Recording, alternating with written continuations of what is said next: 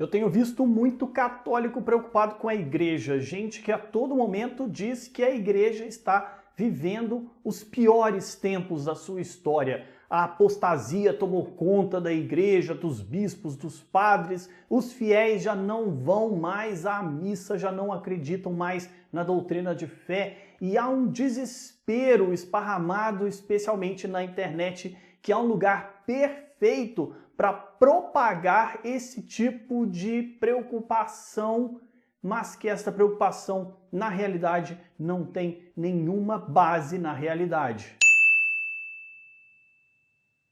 Eu vejo aos milhares canais no YouTube, blogs que se dizem católicos, cristãos católicos, devotos, muito ortodoxos e sérios, que buscam a verdadeira fé, dizer que a igreja caiu na apostasia. Chegam ao absurdo de criticar o Papa, os bispos, dizendo que até o Papa abandonou a fé. Eu já gravei outros vídeos em que eu falo sobre o Papa Francisco e todas essas falsas acusações que levantam contra ele, mas eu precisava parar um pouquinho aqui também para chamar a atenção destes católicos que dizem e acreditam que a igreja está vivendo o seu pior momento. Este é o pior momento da história da igreja e que é bem provável, na visão destas pessoas, que este seja o fim dos tempos, que nós estamos à beira do fim dos tempos. E é preciso que a gente pare e pense um pouco sobre e refletirmos sobre a realidade que a igreja vive hoje e quais são os desafios que nós, como cristãos católicos, enfrentamos neste mundo atual. Eu vou deixar uma série de links aqui embaixo de documentos da igreja, onde eu acredito que você, que é católico, que acredita na igreja, deve buscar como fonte, antes de sair desesperado com todo esse alarmismo que muitos grupos, que eu particularmente nem os considero católicos de fato, porque eles não buscam a fonte, eles não buscam a confiança na igreja. E este é o primeiro ponto. Nós, como católicos, temos que ter esperança na igreja de nosso Senhor Jesus Cristo. Nós temos que ter esperança nas promessas mais básicas que nós encontramos nos evangelhos, e eu chamo a atenção aqui para o que está no Evangelho de Mateus, capítulo 16, versículo 18. Aquele diálogo especial de Jesus que chama Pedro à responsabilidade de cuidar da igreja do Cristo após a sua ressurreição e subida aos céus. Jesus diz a Pedro que ele é a rocha, a pedra sobre a qual será edificada a sua igreja e que as portas do inferno não prevalecerão contra a fé, contra a igreja. A Igreja Católica Apostólica Romana está construída sobre a rocha. Nós não estamos construídos sobre a areia. Jesus edificou a sua igreja em rocha sólida, em um lugar e um piso concreto, real, que nós podemos reconhecer ao longo de todos estes 2000 anos. A igreja se manteve firme, enfrentando os mais variados desafios. E aqui nós temos um segundo ponto. Os desafios são próprios de cada época e cada época vai achar que o seu desafio é maior do que todos os outros. Primeiro porque nós não enfrentamos todos os desafios que a igreja viveu nestes 2000 anos. Essas pessoas tão alarmistas dizendo que a igreja está vivendo o seu pior momento, simplesmente ignoram 2000 anos de história. Ninguém tem culpa de ignorar 2000 anos de história porque a gente vive só uma fração bem pequena disso. E nós sempre vamos achar que o nosso momento é o pior. Eu vou usar aqui um exemplo bem simples, doença. A gente sempre acha que a nossa doença é muito mais grave do que a doença do outro. A nossa dor é sempre mais profunda do que a dor do outro. E quando alguém tenta comparar, já viu aquelas pessoas que estão conversando sobre terem ficado doentes? E todo mundo fica ali disputando que eu sofri muito mais com a minha gripe passageira de uma semana. A gente sempre acha que aquilo que a gente está sofrendo é muito pior do que o sofrimento do outro. É da natureza humana. E muita gente hoje cai nesse erro quando a gente leva essa questão para a igreja. Há cristãos católicos que enfrentam os desafios do mundo com perspectiva de desesperança. E este é o erro. Por isso eu vou deixar estes textos aqui embaixo que eu recomendo muito que você leia. Eu começaria pela encíclica do Papa Bento XVI, o nosso Papa Emérito Bento XVI, em que ele trata sobre o amor de Deus. Deus caritas est, Deus é amor. Esta é a primeira encíclica que nós precisamos ler, o primeiro texto que nós precisamos ler, não por causa do enfrentamento dos desafios dos tempos atuais, porque há outros documentos mais específicos sobre isso, mas para entendermos esta vivência mais básica do Evangelho, que é o amor de Deus e o amor ao próximo. E quando nós entendemos isso, nós vamos entender qual é o nosso papel no mundo. O nosso papel é anunciar que Deus é amor.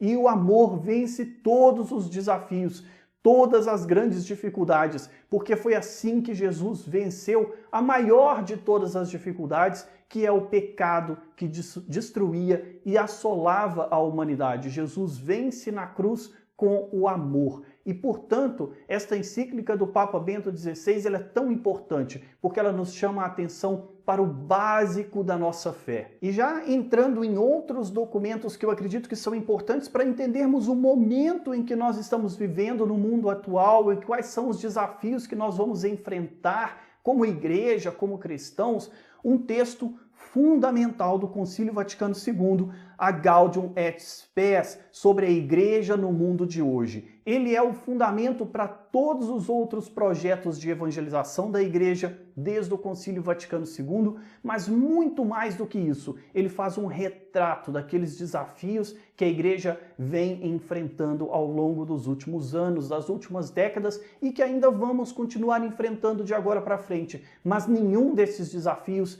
é insuperável. E eu somaria aqui outros dois textos do Papa Francisco, a exortação apostólica Gaudete et Exsultate, o chamado à santidade no mundo atual e também a sua exortação apostólica à alegria do Evangelho, Evangelii Gaudium, que é sobre o anúncio do Evangelho no mundo atual. Estes dois textos do Papa Francisco também nos chamam a atenção para os desafios que nós estamos enfrentando agora, que muita gente acha intransponível, mas que a realidade é bem outra. São desafios para o nosso trabalho como cristãos de evangelizarmos, de irmos pelo mundo levando o Evangelho. E isso é próprio da nossa época. Reconhecer os desafios que nós temos para enfrentar nos faz mais fortes e traçamos estratégias, entre aspas aqui, para que este Evangelho chegue efetivamente até o coração dos nossos irmãos. Alguns destes desafios que nós ouvimos tanto é sobre a apostasia, perder a fé. Acusam a igreja de perder a fé, de confundir a doutrina da igreja. Há também todo um debate sobre a corrupção moral, especialmente por esse ataque que a gente vê tão crescente da mídia sobre a questão da pedofilia na igreja, acusando a igreja toda de um crime bárbaro, imoral, amoral que nós vemos nos nossos dias atuais e que não é único da Igreja Católica, não é um problema só da Igreja, mas é um problema que realmente a Igreja enfrenta, mas não é o fim do mundo. A Igreja tem enfrentado e dado respostas para as mais variadas questões morais internas da igreja, mas isso não invalida o anúncio que a igreja faz da verdade e da fé, porque não é toda a igreja que foi corrompida, mas apenas membros, pessoas, indivíduos. Eles são apenas uma pequena fração e que não representam a totalidade da igreja. Se alguém cai em apostasia, perde a fé, não é toda a igreja que está perdendo a fé junto com aquela pessoa. Se alguma heresia é exaltada, não significa que toda a igreja acredita naquela heresia. E por isso mesmo tem um outro documento que eu recomendo somado a isso, que são as questões das heresias nos tempos atuais, da Congregação para a Doutrina da Fé, chamada Platio Deo, que é sobre o aspecto da salvação cristã e as heresias modernas. É um texto muito pequeno, muito denso teologicamente, que fala deste enfrentamento das heresias que nós vemos nos tempos atuais, da apostasia, da perda de fé, e como que a igreja, os bispos podem enfrentar estes desafios. Eu recomendo muito que você leia esse documento, até porque ele é base para a exortação apostólica do Papa Francisco, a Gaudete et Exsultate, que é o chamado à santidade no mundo atual. E eu acho incrível estas pessoas que querem atribuir ao Papa, à igreja, ao momento atual que a igreja está vivendo, de que ela é herética, que a igreja está perdendo o foco no centro, na doutrina de fé.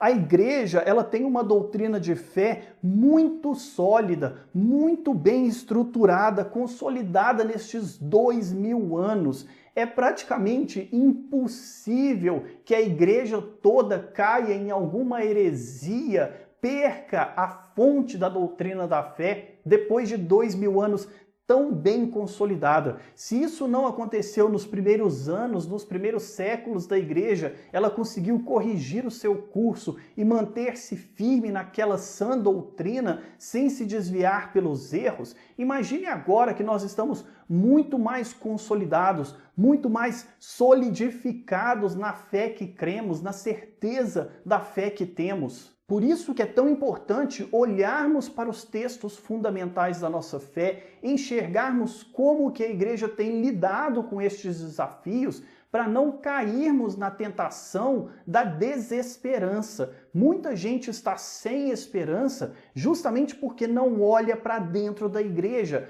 quer olhar a igreja só de fora. Essas pessoas não se colocam mais dentro da igreja. Por isso que eu não as considero tão católicas assim. São católicas apenas de batismo, de nome, de convicção, que na verdade não é uma convicção de pertença, porque só sabem criticar, falar mal, ofender, apontar o dedo, sem querer saber como a igreja está enfrentando os desafios que existem atualmente e sem se deixar levar por essa desesperança absurda que essas pessoas acabam se entregando. E nem podemos esquecer, a igreja sempre supera estes momentos difíceis.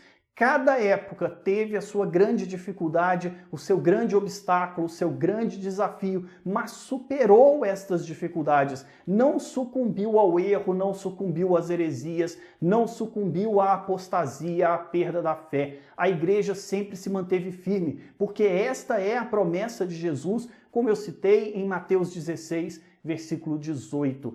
As portas do inferno não vão vencer. Mesmo que tudo pareça perdido, é Cristo quem fortalece e sustenta a sua igreja. A igreja está consolidada na fé e no testemunho dos 12 apóstolos, e na sucessão apostólica, e na doutrina de fé, e há muitas coisas que garantem a solidez da nossa igreja. E como vamos enfrentar estes desafios? Eu já falei aqui de certa forma, mas é não sucumbir à desesperança, não perder a esperança, manter-se firme na doutrina de fé da igreja e na certeza das promessas de Cristo. E mais ainda, conhecer a fundo os documentos e a pregação da igreja para saber como a igreja está enfrentando estes desafios atuais, estes desafios modernos. Hoje é a realidade, amanhã será outra, e cada época, cada geração terá o seu próprio desafio. O Papa João Paulo II, o Papa São João Paulo II, lançou uma carta apostólica chamada Novo Milênio Ineunte, no ano 2001, na abertura do novo milênio, e é chamada No Início do Novo Milênio. Este documento aqui também muito fino, muito pequeno, mas muito bonito e muito rico, nos dá as bases também para este momento novo, para este milênio que começa, que nós ainda estamos bem no início, apenas 18 anos, de mais 1000 anos que virão à frente, nós podemos acreditar que a igreja conhece bem os desafios e ela saberá enfrentar as dificuldades. Eu recomendo que você leia, no mínimo, este documento do Papa São João Paulo II, que você conheça quais são os desafios da nova evangelização, dos desafios destes novos tempos. Tem aqui uma série de subsídios para que você não perca a esperança e não caia nestas bobagens de achar que a igreja está vivendo o seu pior momento e não vai superar estes desafios. Dá uma olhada nos outros vídeos que eu estou sugerindo aqui do lado também. Veja todos os links e os documentos, são leituras fáceis, rápidas e que você pode se tornar ainda mais fiel na doutrina de fé da igreja. E eu espero você nos próximos vídeos. Não se esqueça de se inscrever no canal, ativar o sininho e também deixar o seu like se você gostou. E se tiver alguma dúvida, comente aqui embaixo, quem sabe pode virar um vídeo aqui no canal. Até a próxima!